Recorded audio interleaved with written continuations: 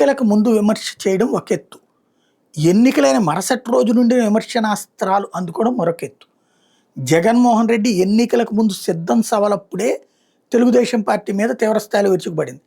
తన 4.5 సంవత్సరాల పాటు తన పాలన వ్యవహారాలకు సంబంధించి ఏం చేశాడో చెప్పుకోవడం తప్ప ఎక్కువగా విమర్శలకు పోలా.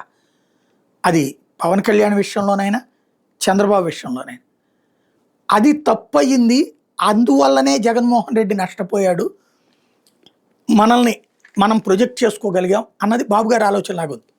అందుకే గెలిచిన మరుసటి రోజు నుంచి నెక్స్ట్ ఎలక్షన్స్లో మళ్ళీ గెలవడం కోసం నిరంతరం ఒక మాట పదే పదే మాట్లాడుతూ ఉంటే ప్రజల్లో అది అంతర్లీనంగా ఫిక్స్ అయిపోతుంది అన్నటువంటి ఒక వ్యూహాత్మకమైనటువంటి పోటే పొడుస్తున్నారు.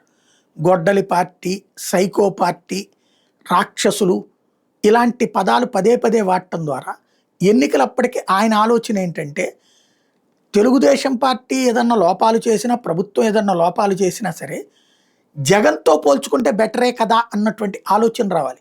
మీరు సోషల్ మీడియాలో పోస్టుల్లో చూసినా, వాళ్ళు మాటలు చూసినా, విమర్శలు చూసినా అయ్యే కనబడుతున్నాయి. అంటే చంద్రబాబు బెటరు జగన్తో అన్నటువంటి ఒక ఫీలింగ్, బాబు కొడుకు బెటరు అన్నటువంటి ఫీలింగ్.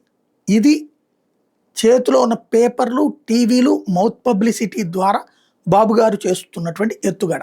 ఎందుకు ఈ మాట అనాల్సి వస్తుందంటే ఇప్పుడు నరేంద్ర మోడీ మీద ఇట్లాంటి విష ప్రచారంతోనే 2019లో దేశమంతా మోడీని ఎన్నుకుంటే మనం మాత్రం మోడీకి 0 ఇచ్చాం.